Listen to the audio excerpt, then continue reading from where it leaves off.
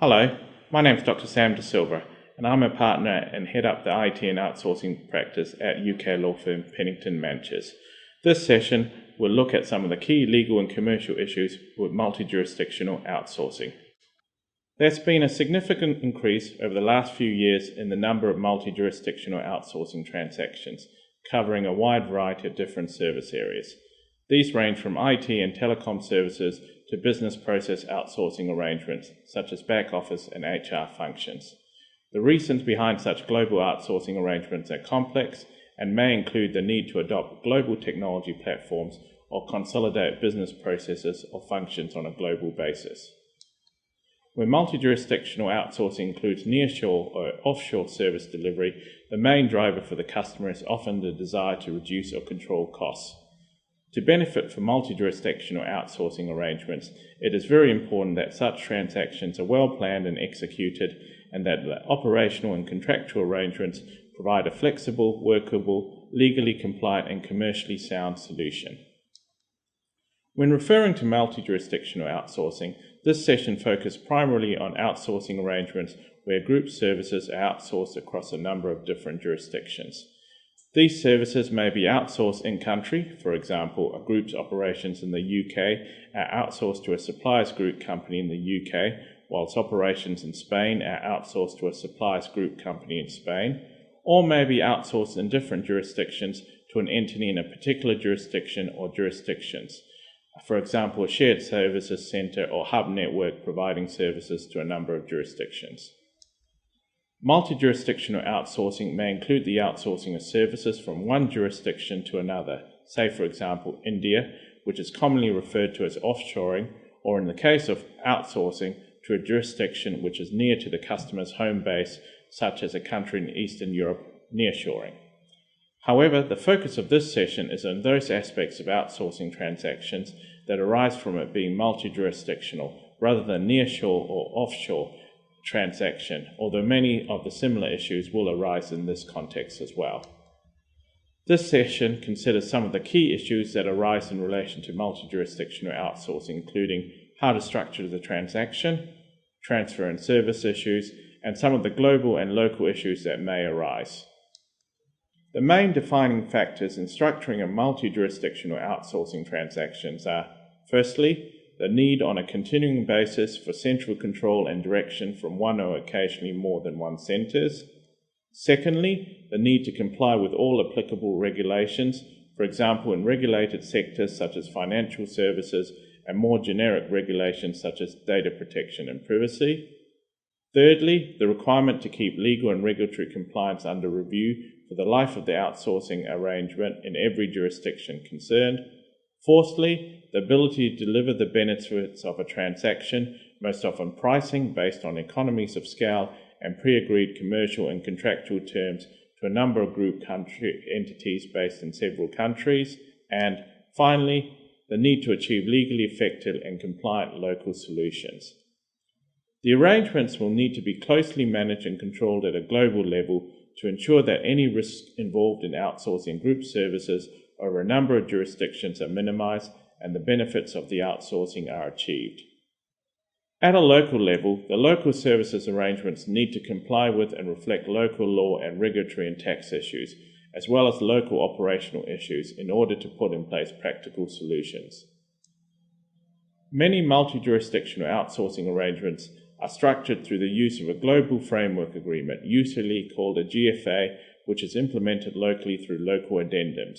The Global Framework Agreement is sometimes referred to as a Master Service Agreement, usually called an MSA, or in some cases a separate MSA may be agreed at the same time as the Framework Agreement.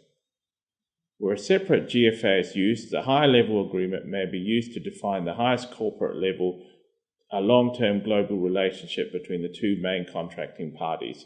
This usually applies where the parties have decided to collaborate to exploit the respective technologies, skills, resources, or markets, or a combination of these. In this model, the lower-level agreement, which is then often called the Master Services Agreement, is used to set out the overarching terms between the supplier and the customer, such as the customer service beneficiaries, the global contracting and delivery models, the agreed form templates for call-off contracts, price and pricing models, warranties and indemnities, the approach to regulatory and liability issues, and term and termination at a global level. Alternatively, there may not be a separate high-level agreement as such, but all overarching terms are contained within one main agreement.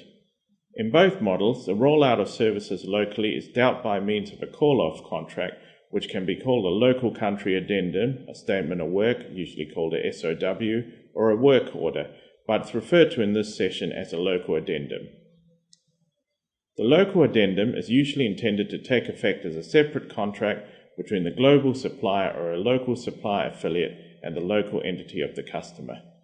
The terms of the local addendum are designed to be regulated by those of the MSA, so that the benefits of the centralized functions, pricing, and other terms agreed at the highest corporate level are achieved with the minimum of variance at the local level. Accordingly, a template for each local addendum is usually appended as a schedule or appendix to the MSA, containing a limited number of clauses that allow a limited range of variances from the terms of the MSA. To regulate this structure, the MSA will often provide for a global engagement or contracting model, which will include a requirement that services are provided only on the terms of the local addendum in the form as appended to the MSA. Where there are likely to be significant asset and staff transfers, the parties may agree a separate master transfer agreement alongside the MSA, dealing with transfer issues such as transfer of assets, third-party contracts, and employees. The problem with attempting to regulate such transfers at the level of the master transfer agreement is that often local transfers of assets, for example real estate and buildings, and staff will be governed by local law, which would usually call for each local transfer to be quite different from the others. In regulated sectors like financial services sector, transactions for material outsourcing or operational services like IT will be regulated locally. Accordingly, the most a master transfer agreement will do is to seek to apply high-level principles to the transfer of assets and staff. Even here, however, there are difficulties, such as a term that the customer sells assets to the supplier as is. Such terms may be negated by overarching local law. The most common use of a master transfer agreement is where there are significant staff transfers in a number of jurisdictions and where the element of the contract dealing with the transfer of employees needs to be approved by a local works council or sometimes a central works council for the whole customer group.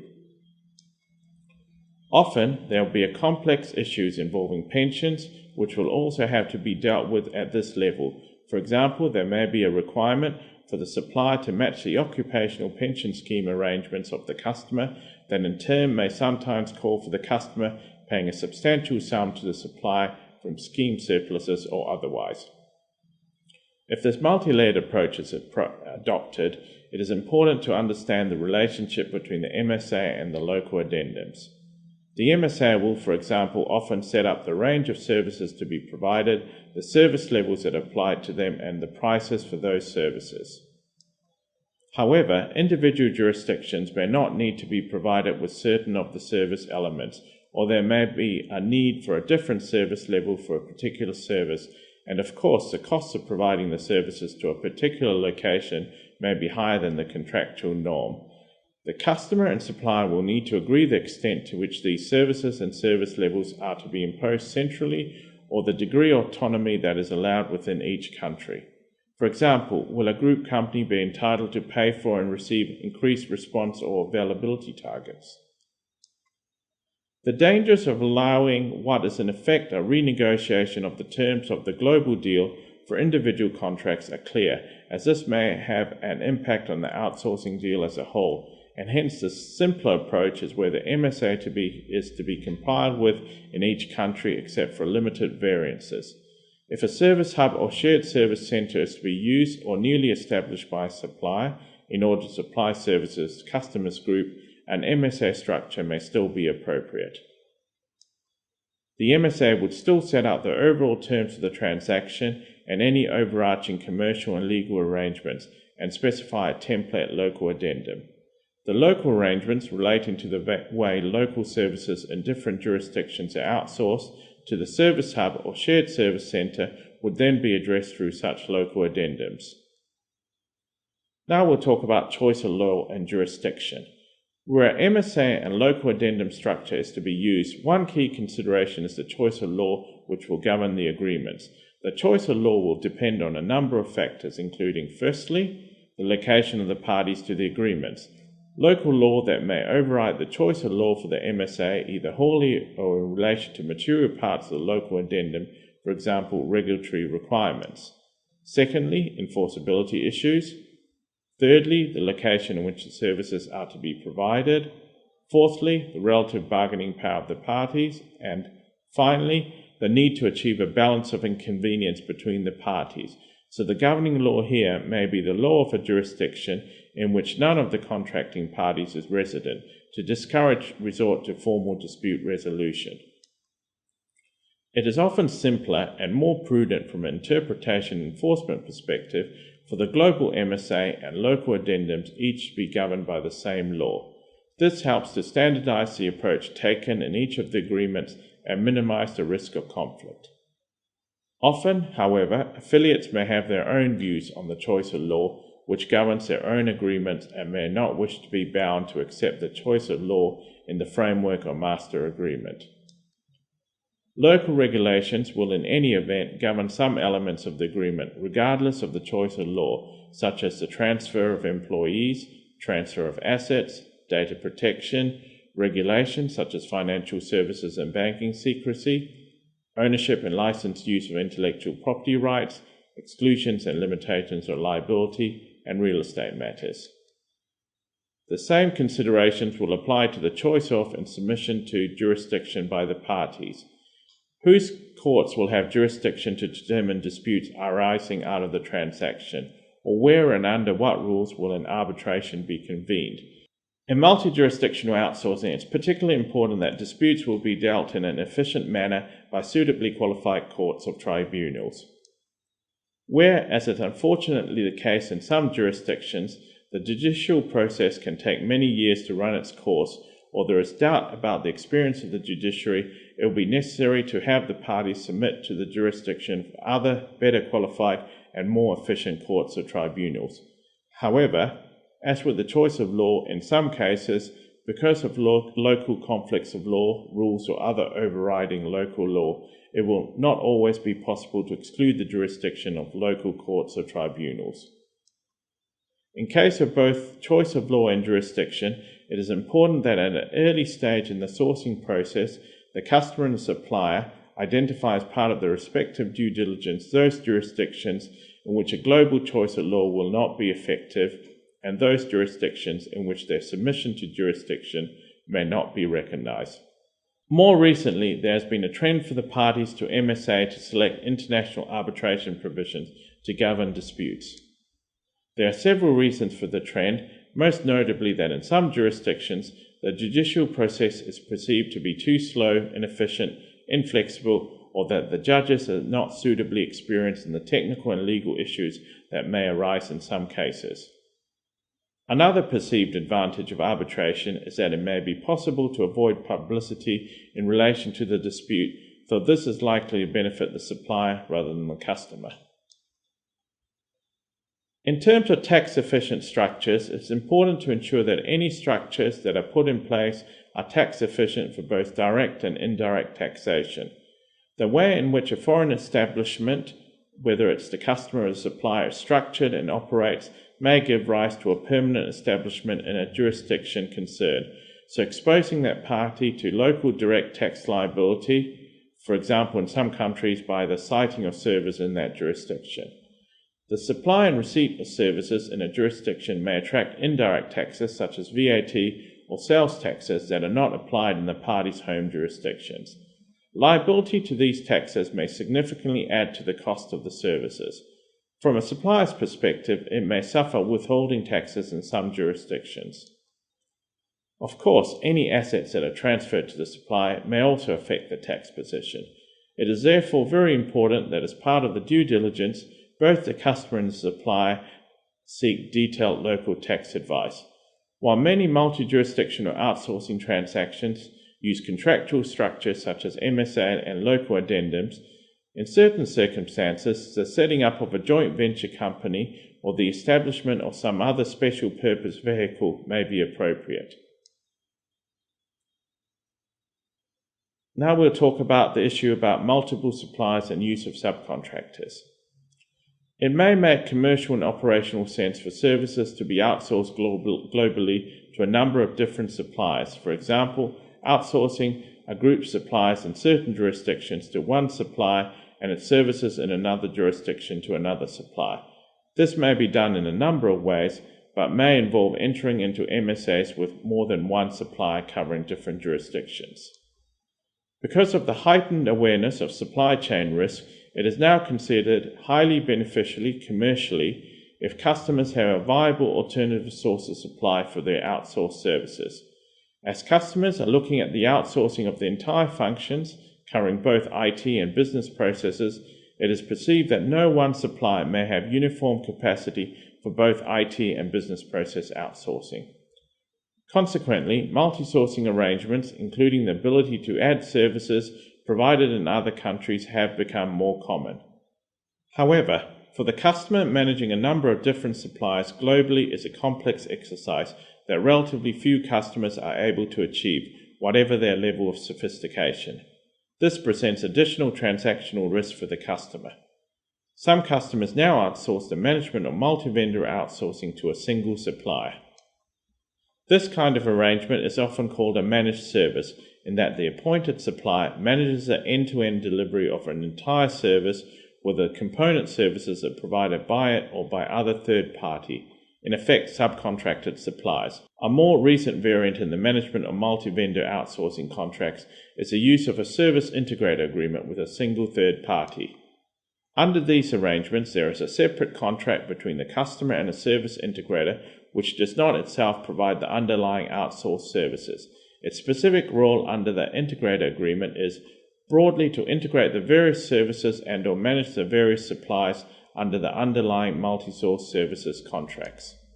Typically, the service integrator integrates and manages those underlying service contracts, administers them legally, exercising the rights and sometimes performing the obligations of the customer, ensures the quality, timeliness, and compatibility of the services delivered under the underlying contracts, and reports to the customer on the performance of and issues arising under the underlying contracts. However, both the managed services and service integrator models go only some way to address the risk of multi-vendor outsourcing. The customer should also ensure that if it is not appointed a single prime contractor or managed service provider, each of the outsourcers is contractually obliged to cooperate with those other, and if there is a service integrator, with the integrator, where the nature of the infrastructure or services to be provided requires this. The MSA will accordingly have detailed service requirements backed by similarly detailed service levels governing the scope of such cooperation. In some circumstances, a customer may appoint one or more global suppliers of services, who in turn may subcontract the provision of some or all of the services to suppliers in different jurisdictions. It is important in this case that the obligations of each of the parties are clear. For example, is the global supplier acting as a prime contractor? Does the customer have a right of action against a global supplier for acts of its subcontractors, or need it pursue each of the subcontractors directly? The position is further complicated by the potential international aspect of such subcontractor arrangements. Where a subcontractor is to deploy proprietary technology or intellectual property rights in performing the services, it will be important for the customer to have access directly to such technology or rights in the event that the prime contractor ceases to provide the services. This may be achieved either by the prime contractor procuring such access or by the customer entering into a direct relationship with the subcontractor concerned for that specific purpose. Now we'll talk about parent company guarantees. If a global outsourcing arrangement is being entered into, it is important that the supplier is financially sound. It is often the case that where a joint venture structure or special purpose vehicle is created for service delivery, it will not have a strong enough balance sheet to satisfy the customer's needs. Similarly, many large offshore outsourcing providers have local subsidiaries which may not be as financially sound as the parent. It may be considered necessary for the parent company guarantee to be entered into depending on the financial status of the local supplier, guaranteeing the financial and operational performance of the supplier under the MSA and potentially of the affiliates under local addendums.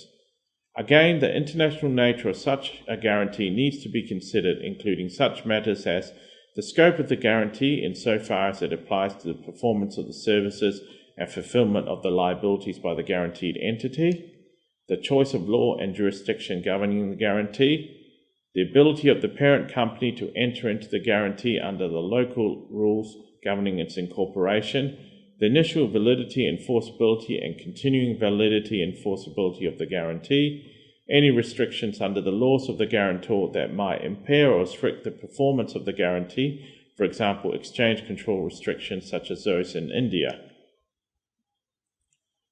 Now we'll discuss partnering agreements. Much is often made in relation to outsourcing of the partnering nature of the relationship between the supplier and customer. This is sometimes particularly the case where a new venture is set up to provide the services, such as a shared service center. Some providers offer this alliance model as a standard solution. While the parties may refer to themselves and each other as partners, they are unlikely to be or indeed wish to be partners in the strict legal sense of the word, although in relation to the costs of services, there may well be an element of transparency in the accounting with a sharing of risk and rewards, typically done through gain share structures, depending on, for example, whether the costs come in or under over budget. From a customer's perspective, the idea of a partnership in the context of service delivery needs to be treated with caution, as this is often a way of supplier sharing or seeking to share delivery or execution risk with the customer, for example by the customer agreeing that it's responsible for certain activities on which the provision of services by the supplier will depend. This will to an extent always be the case, but it's the extent of such dependencies that should be carefully scoped in the agreements. In relation to merger regulations, it should be noted that the European Commission has the power to veto major cross-border mergers, acquisitions and certain joint ventures, and to prohibit them when they are incompatible with the internal market by virtue of the Council Regulation EC 139/2004 on the control of concentrations between undertakings. This may also apply to outsourcing transactions, and these regulations should be considered in this context. The impact of relevant local legislation implementing the merger regulations, for example in England and Wales, the Enterprise Act 2002, should also be considered. In addition, Article 101 of the Treaty on the Functioning of the European Union, formerly Article 81 of the EC Treaty, and the European Commission's Guideline on Horizontal Agreements may also be relevant. Now we'll talk a bit about the procurement process. It is complex to manage an effective bid process in a multi-jurisdictional outsourcing context. It is essential that the customer ensures that it is able to compare like with like. Very often, the approach that is taken commercially is that managers are appointed in each country with responsibility for that country. The difficulty is that, to some extent, the needs of the group as a whole may differ from those within individual countries and a conflict may arise. It is therefore usually necessary for the outsourcing project to be managed and agreed centrally, albeit with the input from country managers where necessary. Closer involvement by the country managers will be needed to develop the MSA and the form of the local addendum. As part of the due diligence process to be carried out by the customer, in order to understand whether there is a case for outsourcing, the customer needs to understand from the outset of the sourcing process, 1. The business case for outsourcing and what may be achieved in the market to deliver those benefits. 2. The scope of the services to be outsourced. 3. The regulatory implications of the outsourcing, for example, any material outsourcing the regulated financial services sector is likely to require clearance from regulators. 4. The risk arising from the outsourcing. The customer will often engage external consultants to support some areas of this process, including firstly, the development of service levels reflecting current provision of services, secondly, the development of a request for proposal, thirdly, due diligence and the evaluation of bidders. Invariably, in the case of offshore or nearshore outsourcing, the customer's project management and often its senior executives will physically inspect the offshore provider's facilities as part of the due diligence process. This is essential in any strategic or business-critical outsourcing. There will then be detailed discussions and negotiations with the supplier or suppliers in order to agree the contractual terms.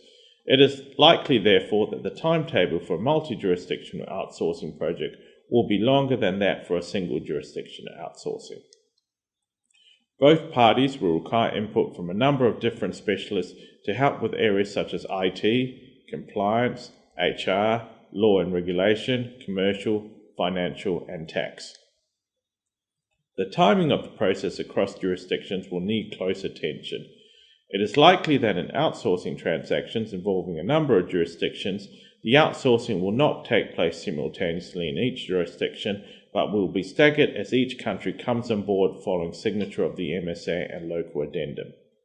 Often it's not possible in a multi-jurisdictional outsourcing to establish the service levels that are being achieved in each country. In such circumstances, it will be necessary for the contract to provide for a robust process to verify and agree the service levels after the contract has been signed. The contract will need to be very clear how these levels are to be objectively ascertained so the contract is not effectively an agreement to agree. The contract may also provide for termination by the parties in the event that service levels cannot be agreed, although this would be a highly undesirable outcome. For this reason, it's strongly recommended that the parties agree the service requirement and all key service levels by the time an MSA is signed. Any local addendums will then fall to be dealt with in the local addendums. Now we'll discuss some global transfer and service issues. The transfer issues raised by a multi-jurisdictional outsourcing transaction are very similar to those of an international business sale. The parties will need to consider at a framework level, for example, what warranties and indemnities are to be given in respect of the assets and employees. Sometimes the supplier will require broader warranties than those expected on a business sale on the basis that it has not been able to carry out extensive due diligence in relation to the assets and services across so many jurisdictions. In relation to the transfer of assets, tax issues may arise which mean that it's beneficial to lease or license the assets to the supplier rather than to transfer them. In relation to the initial transfer of services from the customer or incumbent third-party supplier to a new outsourced supplier, the two critical phases in any outsourcing are transition and transformation. Typically, transition will involve several different phases. Invariably, it will cover the transfer of people, IT systems and infrastructure, and processes from the customer or the incumbent supplier to the new supplier. There may be an element of immediate improvement in the transferred services, but the main purpose of transition is to secure a robust and viable migration or transfer of the service rather than any major improvement. Transition will need to be completed by a pre-agreed date, failing which the supplier may face the imposition of liquidated damages and/or other contractual remedies. During the transformation phase, the transition services are improved to contractual specification and improved service levels, and pre-existing defects in those services are identified and corrected. Transformation may take place for a number of years. Typically, the MSA or local addendum will make specific provision for transition and transformation, including detailed and contractually binding transition and transformational plans with deliverables and stages to have been completed by contractual milestones. The MSA will contain all the elements required to be implemented at a local level in relation to the services and will need to be a great deal of commercial and operational input to make it work in practice. With this in mind, a number of important areas will need to be considered in detail, including the scope of the services, detailed service requirements, service levels, service credits and other specific remedies for service delays or failures, implementation, charges, customer and supplier protections, contract management, liability issues, and termination and its consequences. The parties need to consider, however, the relationship between each of the local addendums and the MSA. For example, how are the MSA and local addendums to be managed at their respective levels, and how are the problems to be escalated between the levels? In what circumstances will a breach of a local addendum trigger termination rights of other local addendums or the MSA, and consequently terminate the outsourcing in all countries? Can individual local addendums be terminated for a breach or for the customer's convenience, or both? And in the case of termination for convenience, what will the termination charges be, if any? And how do the limitations on liability at a global level relate to the individual limitations on liability at a local level? If a global framework agreement is to be entered into that is separate from the master services agreement, the interrelationship between these two agreements, together with any local addendums, will also need to be considered. Now we'll discuss local transfer and service issues. Local law may also have a bearing on and effectively override other aspects of the MSA or even the local addendum itself. This means at the due diligence stage, both parties must understand from the outset the likely implications of local law and regulation in force at the time. It is important for the parties and their advisors to take account of any impending or likely changes in law locally that could override the terms agreed at global and local level by the parties. For example, a government may have indicated that it intends in the near future to apply for membership of the EU or to introduce a general sales tax. Areas that call for particular attention are 1. Data protection in relation to both employee and customer data. In some countries, for example, there are no implied consent provisions for data subjects in relation to the processing of their personal data, and in others, specific approval from the data protection authorities may be required for the movement out of those countries for processing by the outsourced supplier. 2. Regulatory issues. These may need particular consideration depending on the nature of the business carrying out the outsourcing and the type of services to be outsourced.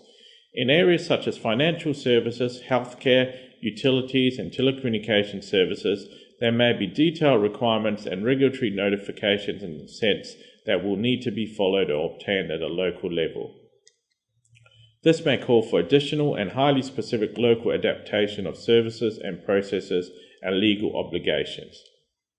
For example, in the outsourcing of certain loan administration processes across multiple jurisdictions that include countries governed by Islamic law, services, processes, and legal obligations may need to be varied to comply with applicable Sharia legal principles affecting loan terms, processes, and enforceability. Increasingly, as countries enact homeland security legislation, it may override contractual provisions in the MSA. Typically, the local addendum will have to deal with such issues. 3. IP rights. In some countries, certain requirements, for example, written and signed assignment of documents, need to be met to transfer ownership in such rights. In other countries, certain IP rights, such as copyright, cannot be transferred and may need to be subject to an exclusive license. In other countries, statute, commercial codes, or case law may imply licenses of use that are wide in scope for the benefit of the party that does not own the IP rights concerned. 4. Warranties. In some countries, a party's ability to limit or exclude the warranties given in relation to ownership and quiet enjoyment covenants, fitness for purpose, and quality of supply of services may be excluded or limited. 5. Exclusions and limitations of liability and termination. 6. Local law may also impact both parties' ability to exclude or limit their liability and their termination rights. 7. Local trading conditions or requirements. In some countries, it's required or at least mandated that particular processes or structures are applied in certain kinds of operations or service arrangements. So, for the context in South Africa, there may, in the context of the outsourcing, need to be a supply chain that includes smaller businesses owned by black business people under the South Africa's Black Economic Empowerment Programs and Codes of Practice. Here, the local addendum will need to address such issues as a variation to the governing principles under the MSA. The existence of such conditions or requirements emphasizes the need for the customer and supplier to undertake full due diligence of local laws, regulations, and trading conditions and requirements before the MSA is concluded, and certainly well before any local addendum is called off. Transfer of employees is also a very important issue in multi-jurisdictional outsourcing. While the parties may wish to agree the principles that are to apply to transferring employees by setting these out in the MSA, the employees will often transfer in accordance with local law, and in the case of businesses operating in the EEA, by the mandatory operation of law under Council Directive 2001/23/EC, or the Acquired Rights Directive. It will be important to ascertain at the outset whether employees will transfer automatically to the supplier at the commencement of the outsourcing arrangement, and the effect such an automatic transfer will have on the rights of the affected employees and the liabilities of the transferor and the transferee employers. The parties will need to consider whether the Acquired Rights Directive applies in a particular country, and, if not, if laws having similar effect would apply, how the Acquired Rights Directive has been implemented in the country or countries concerned. If the Acquired Rights Directive does not apply, how does local law deal with employment and related rights in an outsourcing scenario? Which employees would transfer? What employment or other rights would transfer from the current employer, either the customer or an incumbent outsourcing supplier, to the new employer, either the first generation supplier or the second or later generation service provider? How the process, costs and liabilities are to be addressed in the contract, and how the resulting responsibilities and liabilities as between the customer and supplier will be allocated. Much of this should be addressed in the due diligence process and subsequently at local addendum level, where the supplier will need to be provided with the relevant information on the employees who are to transfer. As the costs of the supplier taking on staff or redundancy costs may be considerable, both parties will also need to factor this into consideration during the procurement process. Where employee information is to be handed over during a transfer, some of it may need to be provided in an anonymized format in order that the restrictions on the processing of personal data pursuant to EU data protection law are not contravened. Questions are often raised as to the extent to which a supplier may harmonize the terms and conditions of any employees who transfer with those of its existing employees, and whether and at what stage any employees can be dismissed. Again, this will depend on the jurisdictions involved and the local law which applies. Detailed advice in relation to individual jurisdictions will need to be obtained. As I've discussed, there are a number of complex issues which need to be considered in multi-jurisdictional outsourcing. Detailed planning at the outset is very important, and it's also recommended that experienced advisors, both legal, financial and commercial, are used to ensure that transaction goes to plan. Thank you.